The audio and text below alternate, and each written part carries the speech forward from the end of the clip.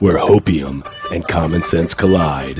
Starring the CryptoKeeper and BlockchainCrusader. Welcome to Debate Crypto.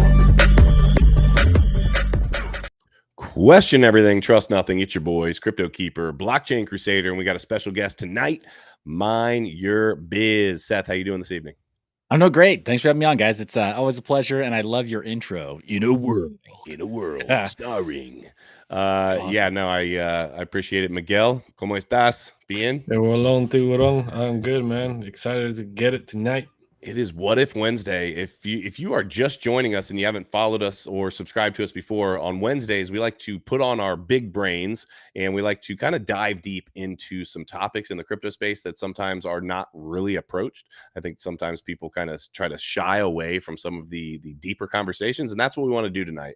So we brought on somebody with a big brain. Seth, glad that you're here. And let's have some fun. If you guys are looking to follow MineUrBiz, his information is down below. And as a reminder, Frankie Candles, if you guys are looking to dive into TA, Frankie Candles is on BitBoy Crypto, the BitBoy Crypto channel, but just type in Frankie Candles on YouTube and you guys can dive farther into some TA. That is before our show. That's from 5:45 after Around the Blockchain until 7:30. So check him out as well. Without further ado, let's get into it. Miguel, what is on the podium this evening? Dude, we got CBDCs. Is it the death of crypto? We've got Ethereum. Is it too large to fail? And finally, will Bitcoin hashing power be weaponized? That's what we got. Are you guys ready?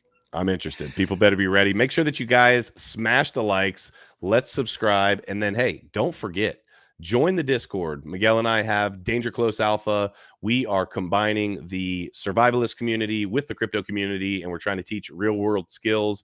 We've got some great things going on there. We're actually going to be doing a little, I think we're going to do a little bit of a merch giveaway, NFT giveaway, combination of the two. We got that getting ready to happen. So make sure that you guys jump into the Discord. All right. Let's do it. Let's kick it off with you know what, MineUrBiz is the Bitcoin man. So let's kick it off with Bitcoin. So all right, first question. Let's do kind of a round table here. Do we see Bitcoin's hash rate being weaponized to wage war against other countries? Now let me back up. Was that last week or this week? This week or last week? At some point. At some point, Mother Russia essentially, well, it was suggested that they were going to be able to skirt sanctions via Bitcoin. Now, it could have been just a news article. It could be actual truth. I don't know. Seth, tell me your thoughts. Can Bitcoin be weaponized to wage war, and will it? It's entirely possible, but it would take a couple of very extreme circumstances, and it would require the goodwill of Bitcoin miners to coordinate in a specific way, as well as some Bitcoin mining pools. And I'm going to keep the receipt on this. When you guys had me on your show last, I brought up the possibility. You asked me a question, and I threw a tangent towards you where I suggested this could be possible. This was before we started to hear rumblings of anything going on in former Eastern Bloc countries, or Russia, right? Talking about having to evade sanctions. This wasn't a reality yet. Right. But I'm just going to bring that one up.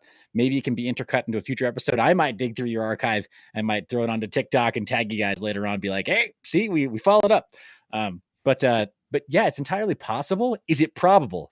Nah, man. We're looking at single-digit probabilities, single-digit percentages. But why? What makes it such a small probability? You're talking about, just to clarify, we do have some new people in the chat. Clarify for me why the mining pools would have to get involved, why the bigger entities would have to be involved to be able to perform essentially what would be a weaponized attack. Great. Perfect question. So here's exactly why we'll put it in simplest terms. In order to control the writing of blocks into the blockchain moving forward, you have to control 51% of the hash rate. So it's a much more complicated thing than most people realize. They think, okay, well, you have 51% of the global hash rate. That means you just control the chain, right? Slow down there, Turbo. You also have to be able to execute double spends that you desire and shape those transactions in a way that's favorable to your desired outcome. So, for example, if you had, you'd have to control a wallet that actually has some value in it and then pretend to spend it while you also control 51% of the network. So it'd be like saying, That's why you'd have to coordinate with these larger entities, right? So first order of business, control the network to the tune of 51% of the hash rate. Second order of business, which is actually kind of like, we'll back it up. It's actually kind of like priority 0. Have value in the first place that you intend to execute the attack with before you ever obtain 51% of the hash rate. So you'd have to be in connection. You'd have to have a lot of freaking Bitcoin and then take control of. But let me. But you could do that with a $5 wrench attack. Here's the point: you could go up to the Michael Saylors of the world, not literally, right? Please don't hit him with a $5 wrench. Nobody's suggesting you should, like do violence towards Michael Saylor. He doesn't personally hold the keys with him at all times.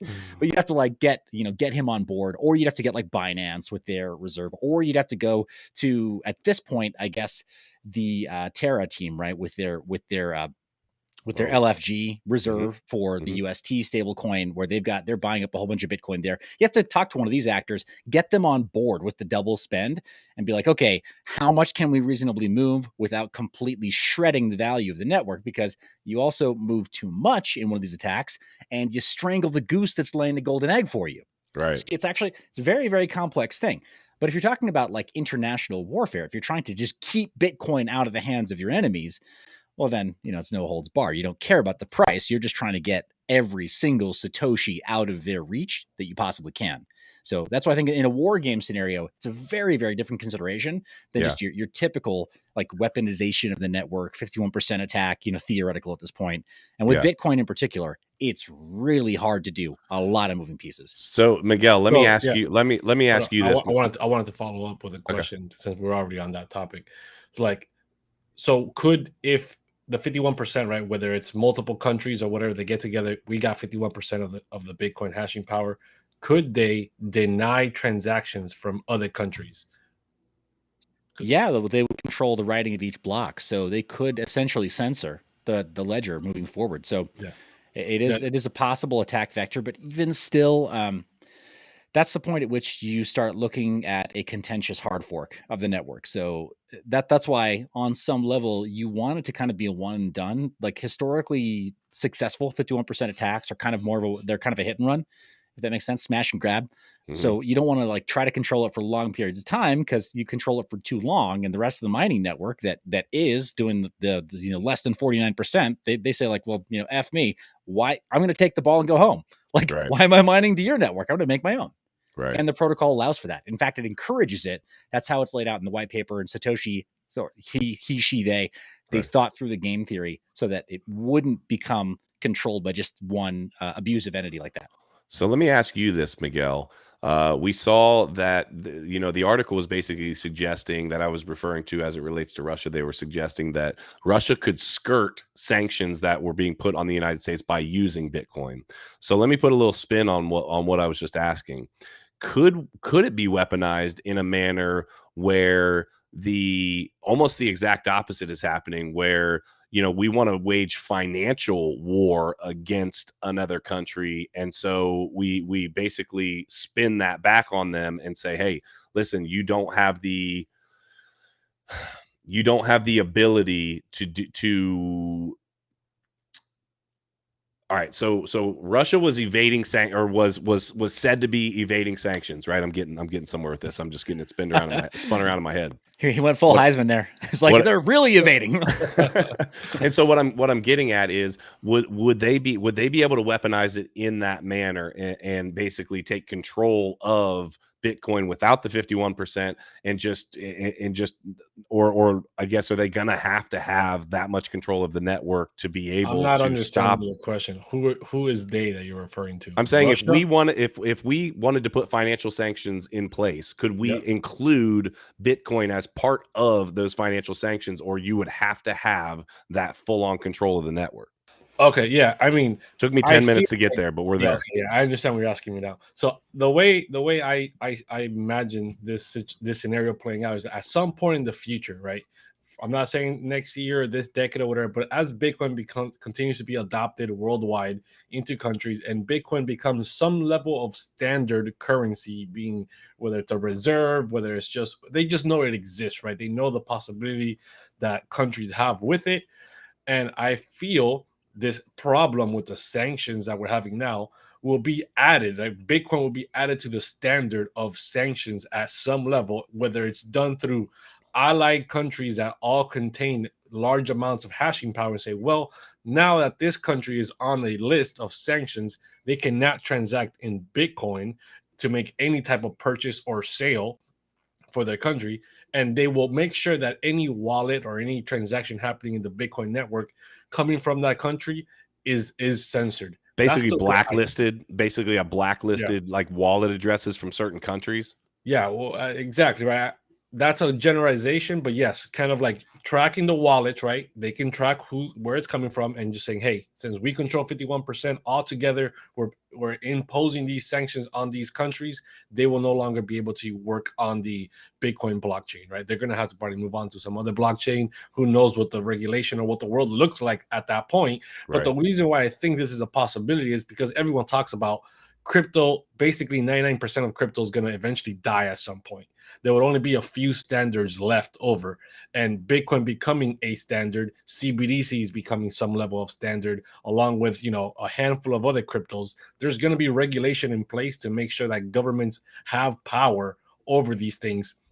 And one of the simplest regulations is, hey, if you're mining in our country, when we come knocking, you answer the door and you do what we tell you to, or we're shutting you down, right? We're steamrolling your miners and you're out of there, because it's a physical hardware that they can actually go after versus, you know, so that's the way I see it. Seth, I see you shaking your head. You agree with what Miguel just said? What are you thinking? No, I do on some level, man. I mean, World War II, it's not in our collective memory, right? Like none of us were alive during that time, but bro, history books, read one, right? Like, you had factories that were like all but taken over, right? It was mostly friendly, but realistically, if the State Department, if they knocked on the door of your factory, like you were surrendering all of your output capacity to do whatever the War Department told you to do. And it didn't matter what you were producing at the time. It's like, oh, cool, we're building tanks now. Nice, we're building tanks. So like, if it got that dire, we've got precedent here, man. Like that's what it means to be American, right? And to support. So I'm pretty sure it could be framed that way if it boiled down to that, if things got that severe. But with CBDCs, what scares me about those, you don't even need any of this stuff. We're not even talking about proof of work anymore. We're talking about proof of stake chains and smart contracts that are designed from the get-go to have censorability as like a key feature, right? Like we're gonna get to the CBDCs. I'm excited to get into that, because that's going to be the last thing we're going to talk about as it relates to, could it be the death of crypto? So we're definitely going to dive into that. I want to talk a little bit. You're saying that proof of stake is a bigger problem than in this type of scenario? Yes, but it's I mean, this is a fun one, man. This is a fun one. CryptoKeeper's right in that, like, you've got a lot of foundational. You got to prep your argument quite a bit before you launch a question or even an answer in this context, right? So, proof of work, proof of stake. There are ways to architect proof of stake systems so that they are less prone to that kind of abuse. But just like the basic game theory, yes, the basic game theory dictates that with proof of work, you have this ongoing cost to operate the network, and if you ever stop putting in those costs, then the network just stops. Consensus just stops, and you can no longer control it. With proof of stake, the moment you hit enough people who own coins over the head with a $5 wrench, you own enough of the voting mechanism to fully control the network. So in that same scenario, the State Department rolling up to your factory, and instead of saying, hey, in this case, your Bitcoin mining operation, saying, hey, support the, American, buy American, hash American. We're making sure that everything stays here. They don't even have to do that. They just show up and say, all right, here's a summons. We own your coins. Just like how they clawed back gold. Yeah. Right. Like it then becomes a bearer asset, and they have all this control because they now own the coins. Yeah. So the proof of stake would allow them, basically would say, hey, if you have enough financial wherewithal to hold all of this, you're going to have more power within the network. That makes a lot of sense. So speaking of proof of stake, so my girl, ETH, she has been just kind of backpedaling every time that there's supposed to be an upgrade. It kind of gets slowed down, and I think a lot of people, I think a lot of people don't understand, and I will put myself in this category, that there is a ton going on in the background. That this is not like a simple, oh hey, we just a small upgrade, just a little bit of change of code here, and then boom. No. We're talking about a whole new consensus mechanism that the whole deal is changing. So my question is, with ETH 2.0, and ETH in general, let's kind of a two-part. First of all, is ETH too big to fail? And or is this ETH 2.0 getting pushed back again? Is this going to start to expose cracks in the armor, or is it, like I said, too big to fail? What are your thoughts? Either Seth or Miguel, either one. Go ahead, I'm Seth. gonna let Miguel go first. Okay, I'll go first. I'm gonna sound dumb if I start first. Yeah, I think ETH is too large to fail, which I don't like. You know, we saw the amount of influence JP Morgan and all these big corporations have over Ethereum now, and how they own certain things. So I do believe, you know, they have the Ethereum Foundation or the Ethereum Alliance, whatever it was called. That's, you know, Microsoft and all these companies are involved with it. So I do think financially is too big to fail, but which obviously leads to corruption of what Ethereum is trying to do, because they're just flooding money into it to take control by these mega corporations. But watch it carefully. Hey, it is what it is. You also hold Ripple, so I mean XRP. So we're not far off here, okay? What I was saying was, with Ethereum, it is too large to fail, which I don't like. I don't like that capability of something cannot fail just on the fact that there's too much money and too many mega corporations involved with it. But I also think that they are starting to crack. You're starting to see the crack in the armor, because there's a lot of proof of stake cryptos already coming out that can do all the sharding, that can do all the things that Ethereum 2.0 is promising, and they continue to struggle. And I understand the struggle that they're having, right? They started off with one product that's architecturally built a certain way, and now they got to revamp everything while containing everything that's already built on top of it and without destroying that. So it's not like they can just like start from scratch and throw everything away, right? There's already tons of money on the network. They can't just get rid of that. So I understand that struggle, but the competition is heating up, and they're showing up and they're saying, hey, we can already do what Ethereum is promising, and we're already doing it. There's no more promise. It's realization. It's real here. And, you know, why not? Why not jump onto this thing just because Ethereum has the brand and has the mega corporations behind it, right? That's my opinion. Seth, what do you got? That's tough, man. I mean, I can't entirely disagree there. It is tough though it's tough to take an incumbent out of its position though, right out of the pole position in the markets. So I mean, you see this in every other vertical too, right? Like television, Netflix. Sure, it got it got kicked off the last couple of days, but it ain't dead yet. That's the thing. It ain't dead yet. There's not a replacement for it yet.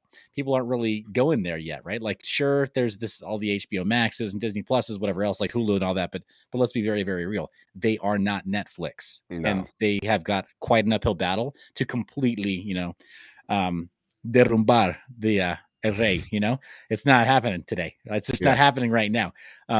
So. And then in the shoe space, right? Nike, for the sneakerheads, got to do all the flips and stuff. Like, you'd think that by now it'd be like, oh, well, surely Puma and Adidas could have like done something about this over decades. Nope, they haven't done a thing. Nike is still that like top. It's got that top brand equity. And this is true in every single vertical. It's lonely at the top, is what I'm saying. And Ethereum is absolutely at the top of the DeFi game. And so it can like, I mean, it can be like thrown together, just nasty old jalopy, right? The exhaust pipe hanging out the back, dragging on the ground, everything, you know, catalytic converter blown out, right? Like delete full, like mid exhaust deletion, blah, blah, blah, making these putt noises and like limping along. And then people are going to be like, oh, the future of finance. Still, they're not going to care because it's still that number one in terms of brand equity. So on some level, in terms of retail's mind, it's too big to fail. Between us here who pay closer attention to this stuff, we're like, oh, like, what is this? Frankenstein's monster in charge of DeFi? That's the future of finance. Like, we're horrified, right, of a future where where we accept that, but retail, they just don't care. So unfortunately, because of the retail mindset, I think it's true that Ethereum is too big to fail. I think that my personal feelings don't factor in. Like, I got to obey what retail is going to do. Otherwise I miss out.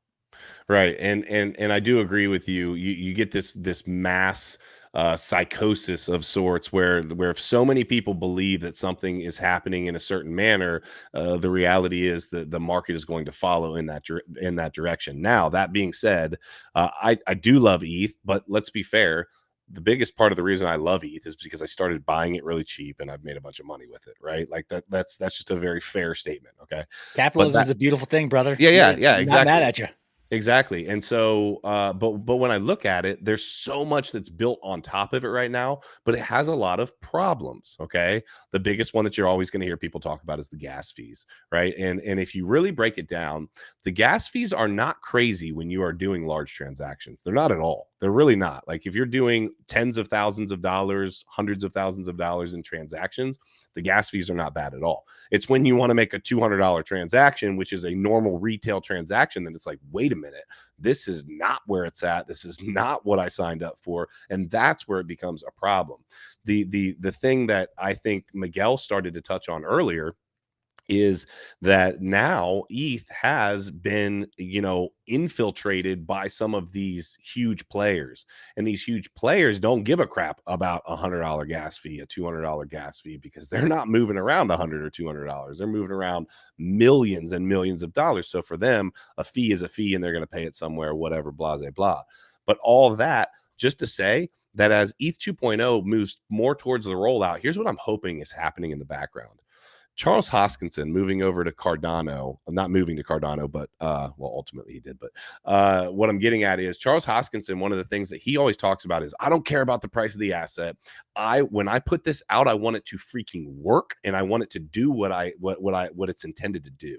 What I'm hoping is that the Ethereum Foundation, that Vitalik, whoever's involved in whatever sense of the word that actually means, that's what they're trying to do. That they're saying, okay, you know what?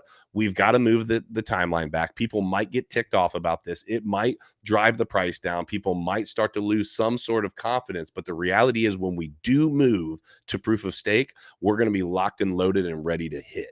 That's what I'm hoping for, and I do hope that once that move is made, that but just imagine how far behind they're going to be, right? Let's say it takes them. But another are year they? to Because 2 there's no years. other options Of course they right are. now. Really? What are you talking about? There's no dude, other Solana options. sucks, right? Like it is always down. There's always something happening there. Okay, that's fine. But there's plenty of other Cardano's taking even longer than freaking Ethereum, right? They That's even fine. drag that out.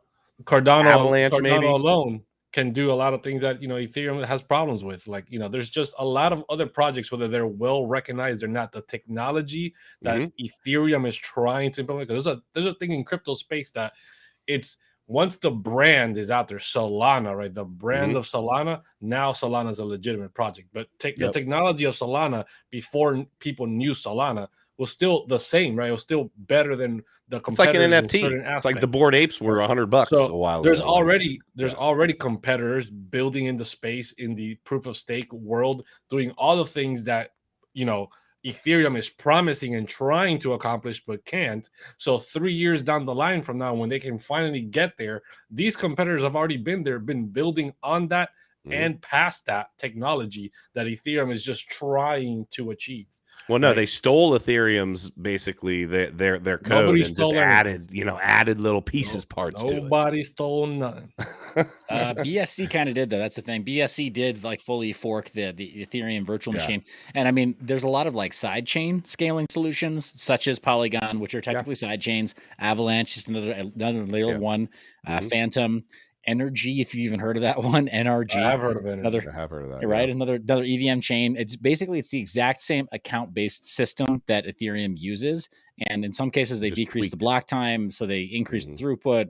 But then they're like, "Yeah, we're using validators over here." Okay, well, how decentralized are you? Oh, well, we run all the validators.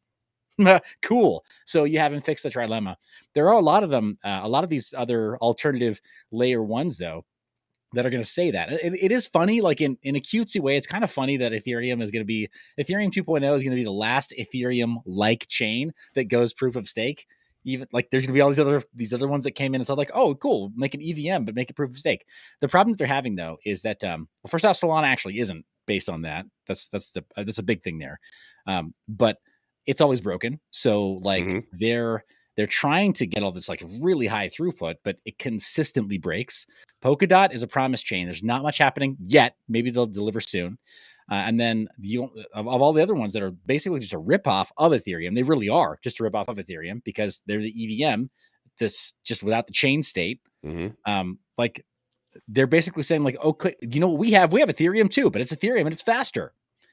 Okay, well, I mean, yeah, what did the hex? What's the new hex thing that they're working on, like Pulse Chain or whatever? It's literally an exact copy of what ETH's doing, but they're supposedly doing it better and faster and all of these whatever. I feel like a lot. What? It's funnier than that, man, because they're like, oh, decentralization. Well, it's actually not a fork of Ethereum. It's actually a fork of Binance Smart Chain with their validators, their validator scheme and everything. And so anyway, there are so many ways in which Pulse Chain is actually quite centralized, but it's not actually a fork of Ethereum. It's technically a fork of BSC with all of the tokens from Ethereum, like copied over.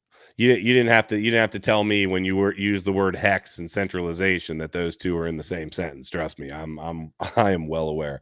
So yeah, I don't know. I guess at the end of the day, I'll be really interested to see how this 2.0 plays out. Does it actually do we hit a point at which things like really where it really starts to be a problem that we haven't made the transition? Or the other side of it is, hey, does ETH 2.0 kick off and that kicks off the next leg of the bull run? I think that's going to depend on timing. And I guess this is a totally different subject. We're not going to get into this right now. You know, you could really look at right now and question, well, are we still, adhering to the 4-year cycles at this point, or are we in bullish and bearish? So that's a whole different thing. But I will be interested to see which way things head when ETH 2.0 does come out. Okay. Let's get to the meat. I just want to say, hey, shout out to everybody dropping the super chats. We greatly appreciate it, helping out the channel, guys. Thank you. We do see you guys' effort out there. We appreciate it. Yeah, thank you guys very much. I see Heidi. I see Heidi and Danny trying to copy each other, and then Shambles jumps in. And no, we appreciate you guys for sure. Okay, so CBDCs, right? I have a very bad taste in my mouth for those of you that are new.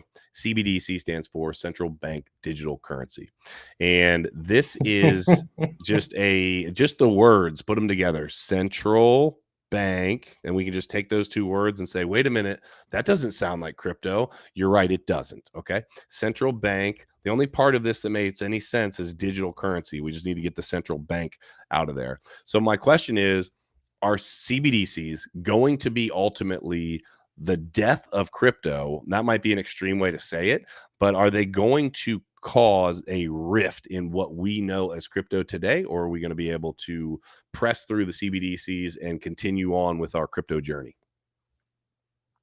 Go ahead, Seth.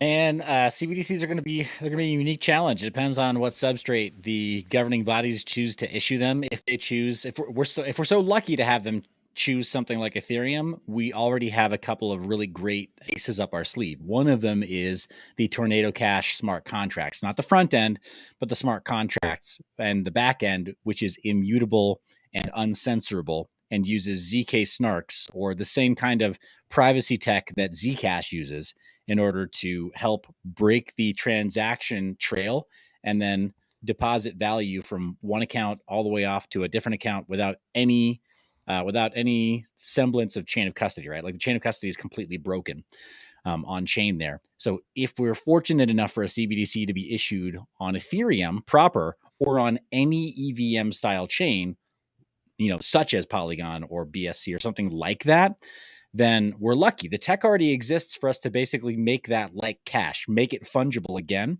and break the chain of custody so that we don't always have 100% surveillance on every transaction that just one wallet does at all times. But that's unlikely. See, the FBI and the IRS has the cribs nose too, so they're not going to do it now. I don't think they're going to allow that level of privacy, at least not on our end. Maybe for their end, they're going to be like, yeah, we want all of those things. But when it comes to the people, yeah, X that one out, right? They're not getting the privacy. We want to make sure we're watching them. People are saying just say no to CBDCs. And Nick, I had a question for you. You put out the question, right? You're like, CBDC, centralized banking. Where was that Oh. mentality when you were buying Ripple, my friend?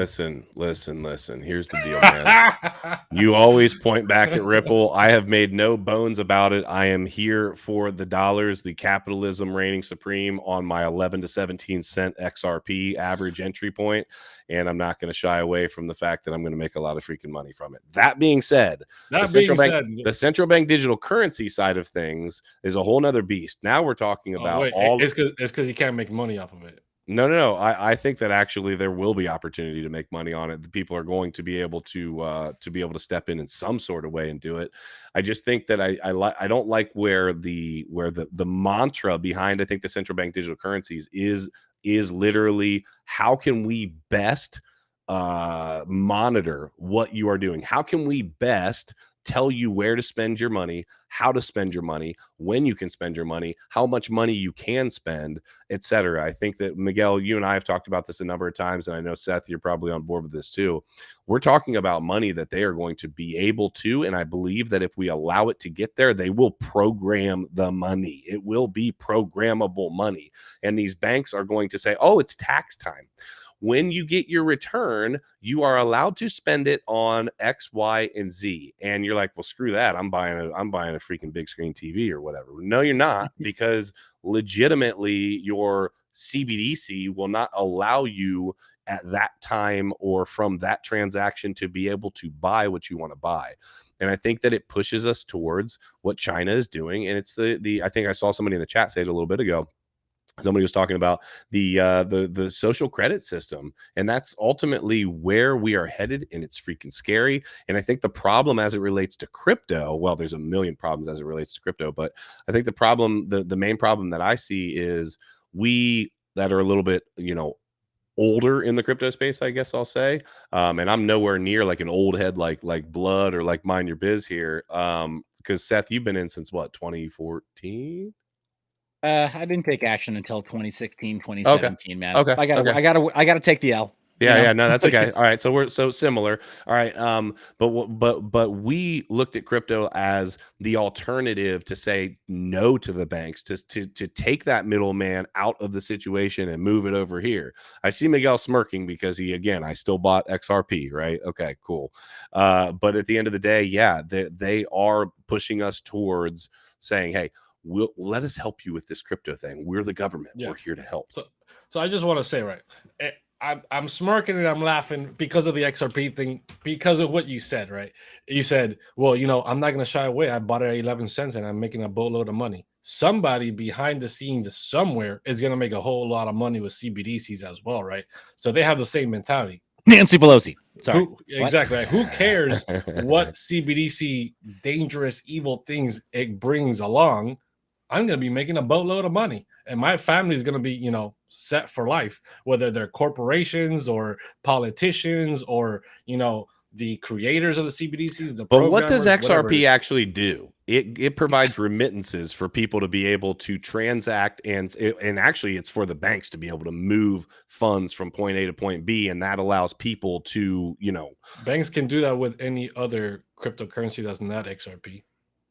So then they're all anybody can do. So you shouldn't invest in any of them then? But XRP, no, because XRP is specifically working with banks to try to get people away from crypto. XRP is a Trojan horse pretending to be a crypto when it's not. It's just it's CBDC in its own little wrapper.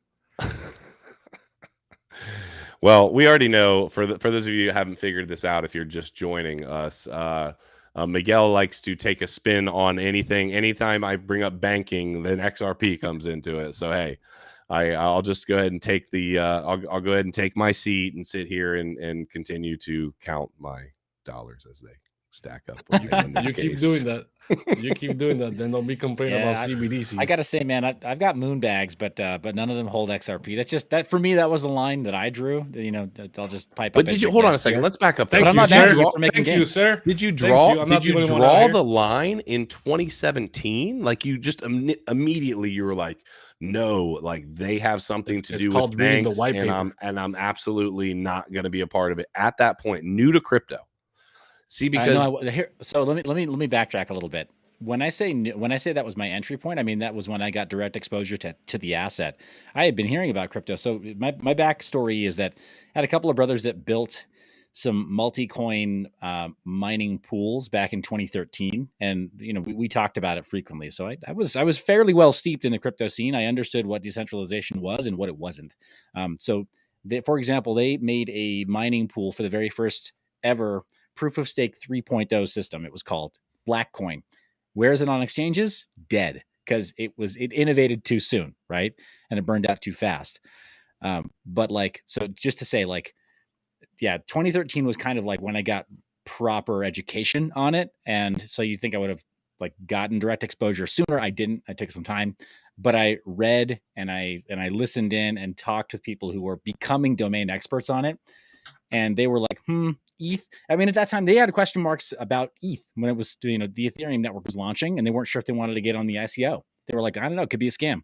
A lot of new coins are scams. Yeah. So they actually held off on Ethereum. And with XRP, we were like, we talked about it. It's like, that doesn't seem decentralized based on how they're lining out the white paper. And Correct. on BitcoinTalk.org, their whole rundown is like, why do banks need you to provide liquidity? What problem are you actually solving? Because it's not for retail. It's not for end users. You say it's for banks, but I mean, the SWIFT system, there are various other solutions being proposed by third parties that don't require Ripple Labs or XRP. So yeah, no, for a long time, for me, that was a line. Yeah. To answer your question, it was just a line where I was like, I just don't need it. There's other stuff to take speculative bets on. And especially in mining, right? You can take literally a gaming computer, just one GPU, and find a new coin launching. At least in 2017, 2018, you could find a new coin launching. And within a couple of weekends, you could have socked away a moon bag that now would be it'd be 4 or 5 figures. So really good spec bets. I think that looking back on it, now at this point, I would be crazy, obviously, to sell with where I'm at. But looking back on it now versus where we are in the crypto space right now, talking about CBDCs and all of these terrible things, where things are headed, the fog around the world in 2020, so much has happened since then. And so, no, I'm not backing off of my position. I'm just trying to say, so much has happened towards the idea of more than just centralization, but pushed us towards this idea of I mean, we've been moving away from a democracy, right? We have been moving away from that faster and faster and faster. And that's happened a lot between 2020 and right now. And that's just a reality. I don't care what side of the street. I don't care if you're red, blue, whatever. That's not what this is about. What I'm trying to get at is we are moving away from that. I think looking at it now, if we were talking about CBDCs and XRP and all these things, and it was right now, I totally could understand the position that Miguel is taking and that you're taking. I think looking back then, I had no real grasp when I got into the crypto space. I got into crypto, and I tell people this all the time. I got into crypto to make some money, right? And I looked at it and said, hey, I don't see banks going anywhere, and that is probably going to be valuable. I'm in, right? And so fast forward, though, these CBDCs scare me because I see what I've heard people say about the yuan, and they were giving it away at the Olympics. And guess what? You could only spend it. So this is not like some, tin foil hat idea. You could only spend the digital yuan that they were giving you on certain things. So this is not some harebrained idea that's, conspiracy theorists came up with. This is legitimately what these banks are trying to be able to do and have power over you in a way that, my gosh, I just don't think that anybody should be able to make that decision for you. You can be an idiot with your own money, I believe, and make stupid decisions, The problem is that's true. You can also make it back in one trade, man. Weekend in Vegas. There you go, dude. I mean, bro, hey, listen, hot at the tables. I'm with it. 100x trade. That's all you need. It's just that one time for it to hit. But the problem with a lot of people in crypto is that it's and you see this in some of the ICE. I'm not even gonna say XRP alone, just ISO coins, right?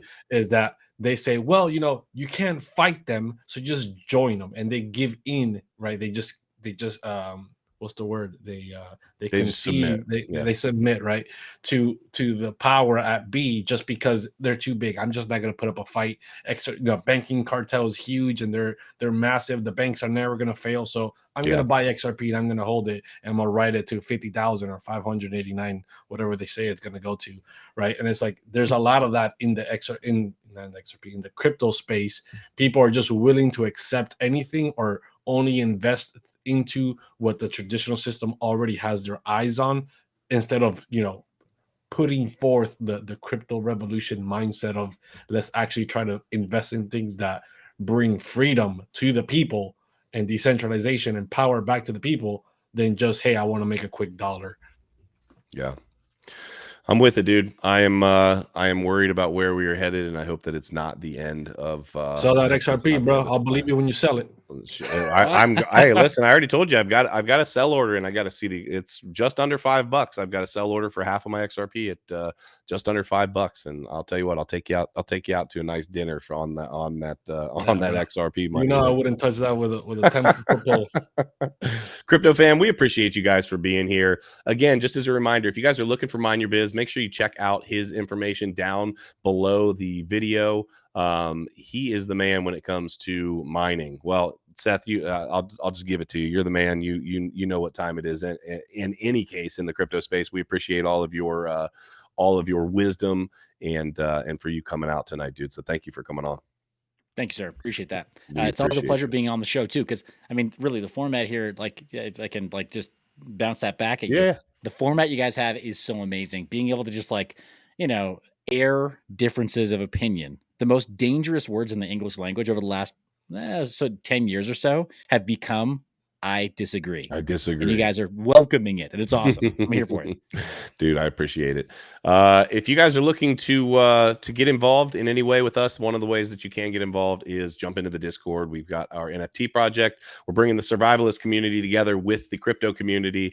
We're teaching real world stuff, and also, just as a little tease here, we've got some meetings talking about we've been talking about how your metaverse character isn't going to save you. Well, there might be a little opportunity for something in the metaverse to be able to help teach you some real world things. So, hey, that's just a little teaser there. But yeah, so until next time, question everything. Trust nothing. Until next time, hodl like it's hot. We'll see you soon.